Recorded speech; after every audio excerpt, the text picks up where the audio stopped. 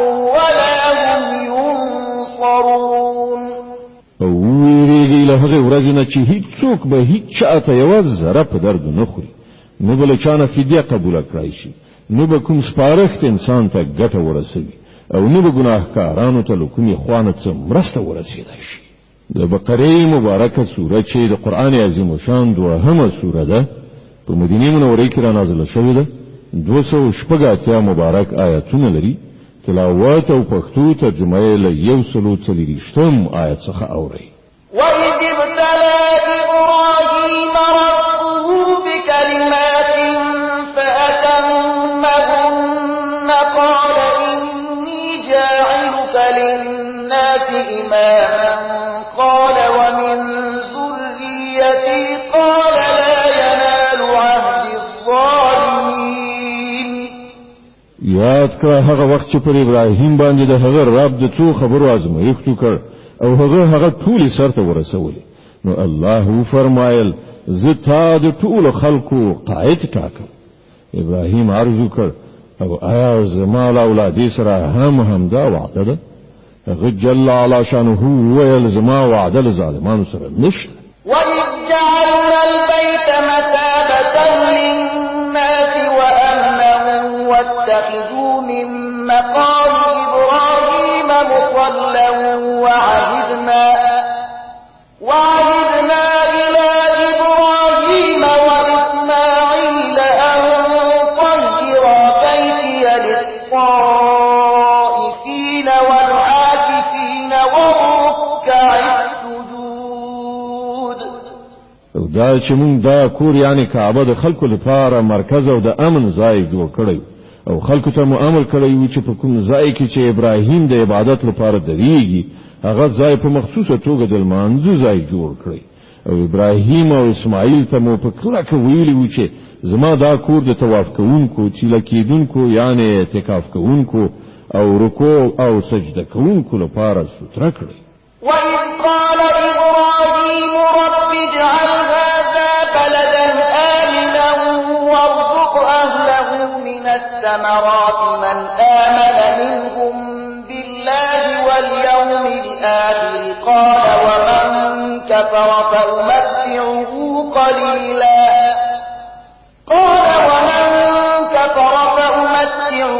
قَلِيلًا ثُمَّ أَضْطَرُّهُ إِلَىٰ عَذَابِ النَّارِ وَبِئْسَ الْمَصِيرُ. او دا چې ابراهیم دعا وکړه ای زما ربه دا ښار د امن ښار وګرځوه او د دې د اوسېدونکو څخه چې څوک الله او آخرت مني هغو ته هر ډول میوې روزي کړه. د هغه رب په جواب کې وفرمایل او چې څوک یې ونه مني د دنیا د څو ورځني ژوندانه وسایل خو زه هغو ته هم ورکوم، خو عاقبت به هغوی د دوزخ په لوري راکاږم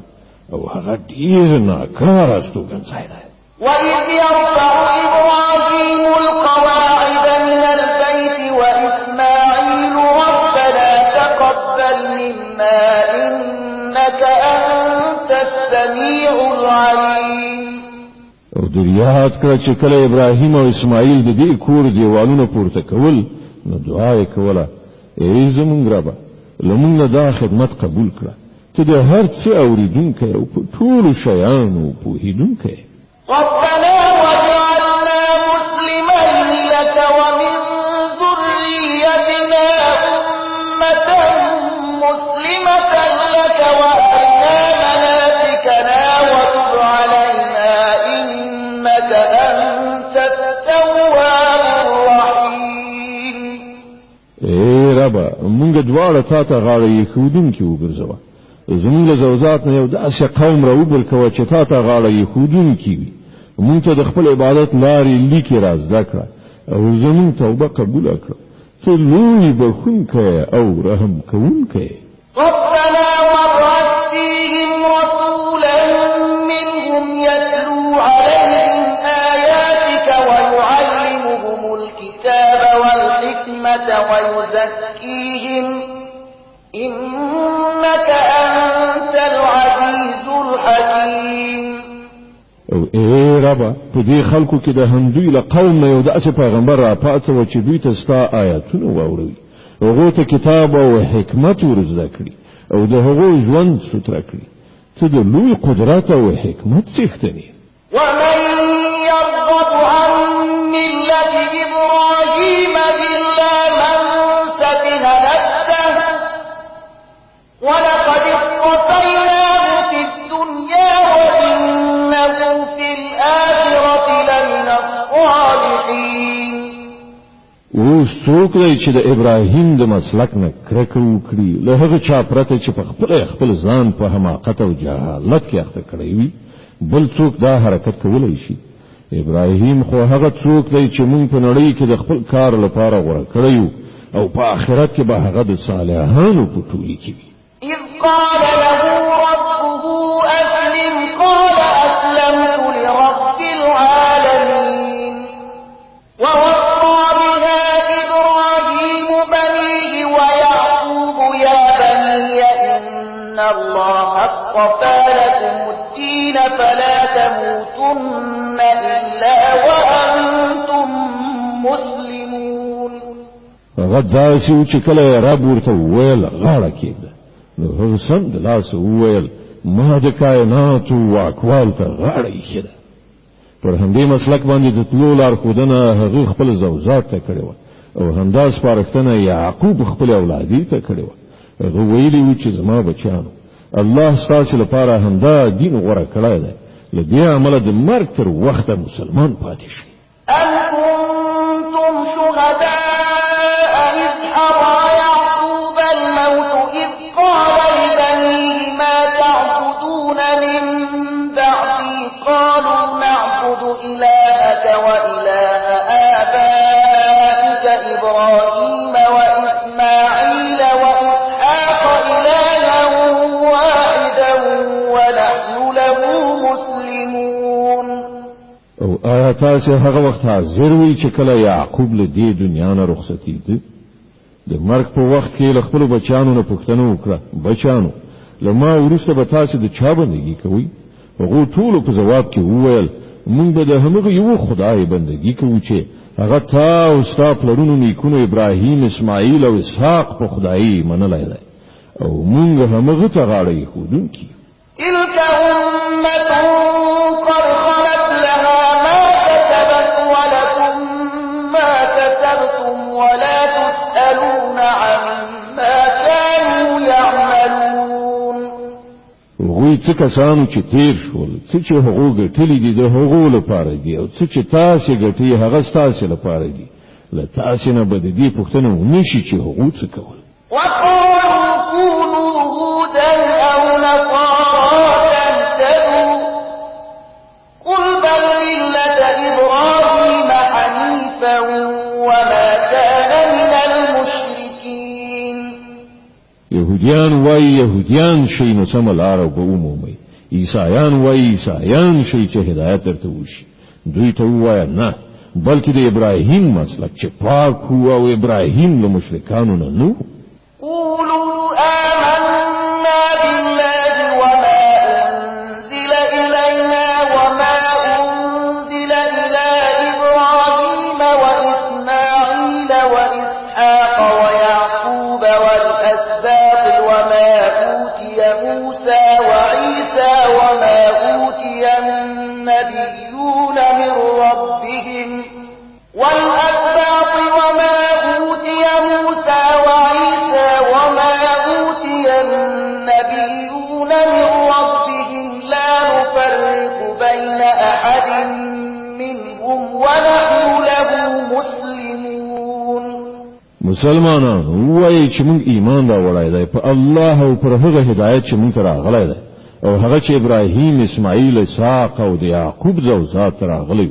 او هغه چې موسی عیسی او نور ټول پیغمبرانو ته د هغو د رب له لوري ورکړی شوی. موږ د هغو په منځ کې هیڅ توپیر نه کوو او موږ الله ته سر ټیټوونکي. فإن آمنوا بمثل ما آمنتم به فقد اهتدوا وإن تولوا فإنما هم في شقاق فسيكفيكهم الله وهو السميع العليم. بیا که هغوی همغسې ایمان راوړل لکه چې تاسې راوړی دی نو سمه لاره یې وموندله او که له هغه نه مخ واړوي نو څرګنده خبره ده چې هغوی په ځیلیتوب یعنې شقاوت کې نښتي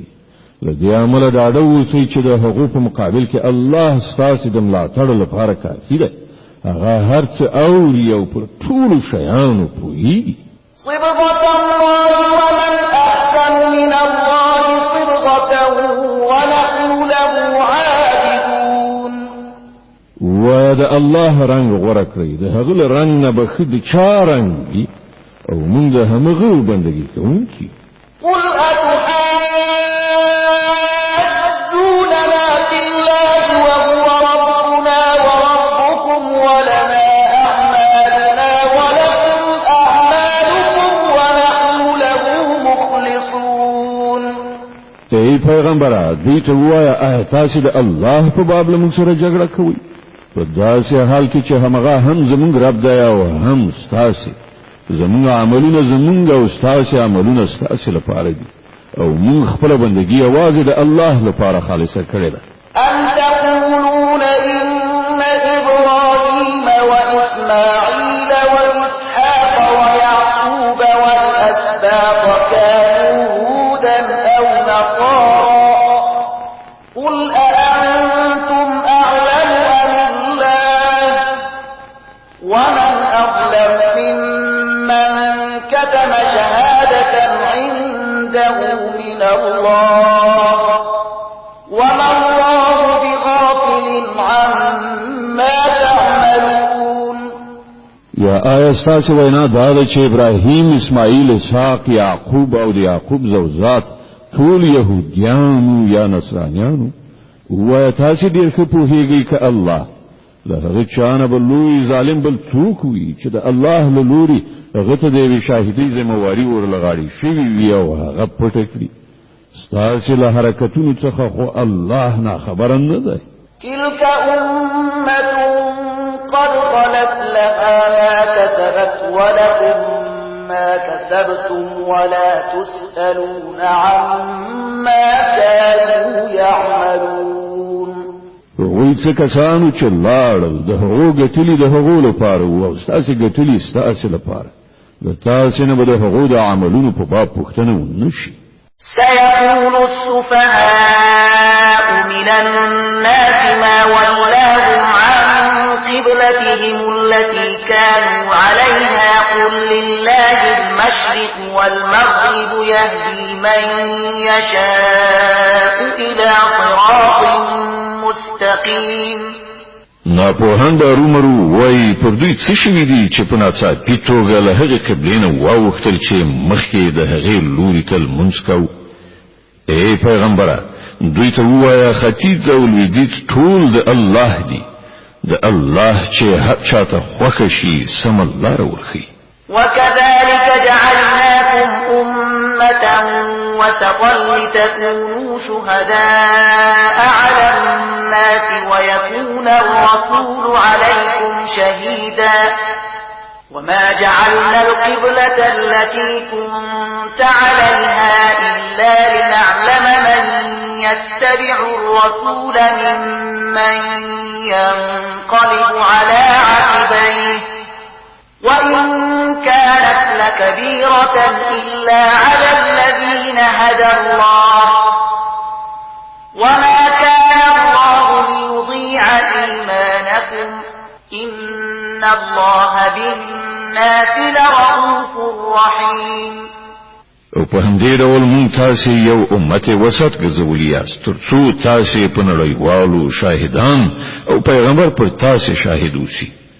پخوا چې تاسې کوم لوري ته مخ اړوو هغه مو صرف د دې ښوونې لپاره قبله ټاکلې وه چې څوک د پیغمبر صلی الله علیه وسلم پیروي کوي او څوک په شا اوړي دا کار خو ډیر سخت مګر د هغو کسانو لپاره هیڅ سخت ثابت نشو چې د الله له لارښوونې نه یې ګټه اخیستې وه الله بس تاسې دا ایمان هیڅکله ضایع نه کړي باور ولرئ چې هغه پر خلکو ډیر زیات مهربان او رحمت کوونکی دی قد نرى تقلب وجهك في السماء فلنولينك قبلة ترضاها فول وجهك شطر المسجد الحرام وحيث ما كنتم فولوا وجوهكم شطره وإن الذين أوتوا الكتاب ليعلمون أنه الحق من ربهم وما الله بغافل عما يعملون. د اسمان لوري تستا بیا بیا مخ او ختل مون وینو دا د مون ته د هغه قبله لوري ته ګرځو چې